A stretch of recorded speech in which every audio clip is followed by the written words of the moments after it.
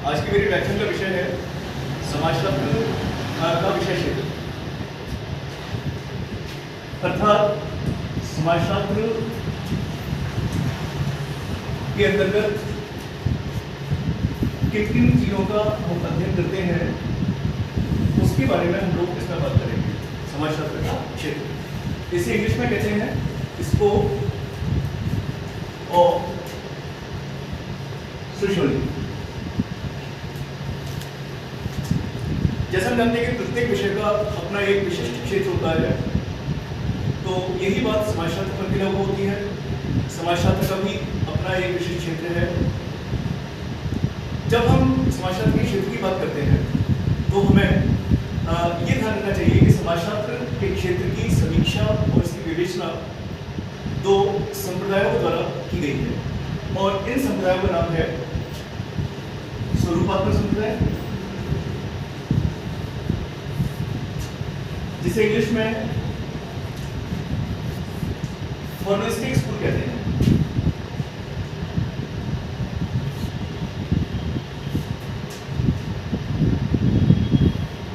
और समाजशास्त्र के क्षेत्र की विवेचना करने वाला जो दूसरा संप्रदाय है उसका नाम है समन्वयात्मक संप्रदाय।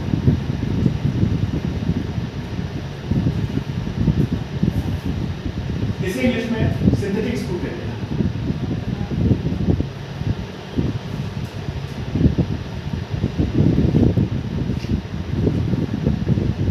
इसके अंतर्गत हम सबसे पहले जिसके बारे में बात करेंगे वो उन लोगों के बारे में है, उन समाजशास्त्रियों के बारे में है जिनका संबंध स्वरूपात्मक संप्रदाय से है और जिनका संबंध समन्वयात्मक संप्रदाय से है। स्वरूपात्मक संप्रदाय में जॉर्ज सिमेल प्रमुख हैं। जॉर्ज सिमेल जर्मन समाजशास्त्री थे और आपने ही स्वरूपात्मक संप्रदाय को स्थापित किया। तो इस अर्थ में जॉर्ज सिमेल समाजशास्त्र स्वरूपात्मक संप्रदाय के प्रवर्तक भी हैं। इनके अलावा टोनीज, वॉलविच, वीकान और मैक्स वेबर।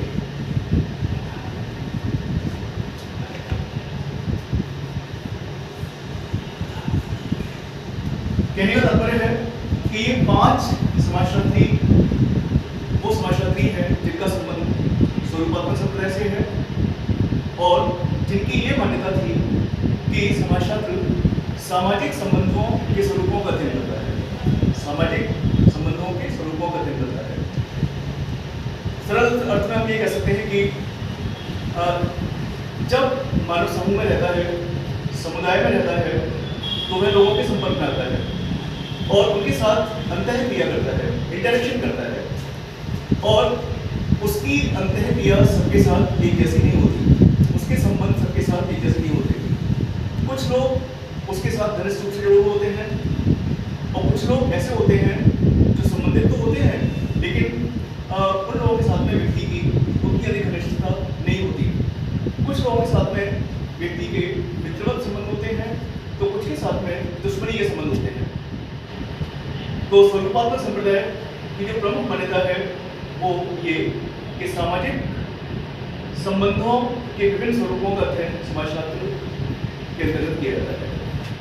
दूसरी मान्यता इस संप्रदाय की है कि समाजशास्त्र एक स्वतंत्र विज्ञान है, अर्थात एक ऐसा विज्ञान है जिसका किसी भी अन्य विज्ञान से कोई संबंध नहीं है, जो पूर्ण रूप से स्वतंत्र है और जिसके पास अपनी शब्दावली है, अपनी अवधारणाएं हैं और इन अवधारणाओं के माध्यम से, इन अवधारणाओं की सहायता से ही समाजशास्त्र को ठीक से समझा जा सकता है। तो हमें दो बातें ध्यान रखनी है।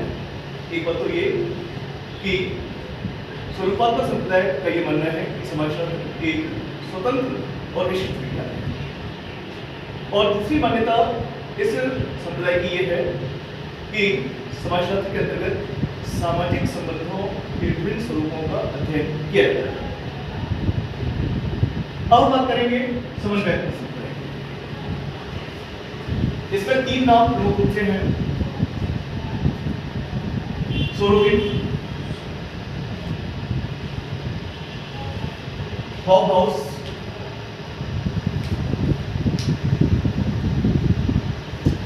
और तुर्की। सोरोकिन, हॉबहाउस और तुर्की का संबंध है समन्वयात्मक संप्रदाय से, और इस संप्रदाय की मान्यता स्वरूपात्मक संप्रदाय की मान्यताओं से भिन्न है। ये तीनों विचारक, जिनमें सोरोकिन भी सम्मिलित है, हॉबहाउस सम्मिलित है और तुर्की सम्मिलित है, इनकी मान्यता समाजशास्त्र के बारे में यह है कि समाजशास्त्र एक सामान्य विज्ञान है, ये विशिष्ट विज्ञान है। दूसरी मान्यता ये कि समाजशास्त्र स्वतंत्र विज्ञान नहीं है, अपितु यह विज्ञान दूसरे सामाजिक विज्ञानों पर निर्भर है। इसे हम तभी समझ सकते हैं जब हम इसे अन्य सामाजिक विज्ञानों के साथ संबंधित करें, तभी जाकर के समाजशास्त्र को ठीक से समझा जा सकता है। तो मैं पुनः दोहराऊं कि जब भी हम समाजशास्त्र के क्षेत्र की बात करें, तो पहली बात हमारे मस्तिष्क में ये होनी चाहिए कि समाजशास्त्र के क्षेत्र की विवेचना दो संप्रदायों के द्वारा विस्तार से की गई है। ये दो संप्रदाय हैं, स्वरूपात्मक संप्रदाय और समन्वयात्मक संप्रदाय। Scope of sociology has been interpreted by two schools of sociology. First is formalistic school of sociology and second is synthetic school of sociology. They have their own implications and assumptions. इन दोनों ही संप्रदायों की अपनी अलग अलग मान्यताएं हैं। As far as formalistic school of sociology is concerned, Sorokin was the pioneer of the school. He founded the school, and the other followers of the school were Tönnies, von Weitz, Vierkandt, and Max Weber. And all these thinkers believe that sociology is a specific science. It is an independent science, and it studies the various forms of social relationships. As you know, when man lives in the society, he comes in contact with others.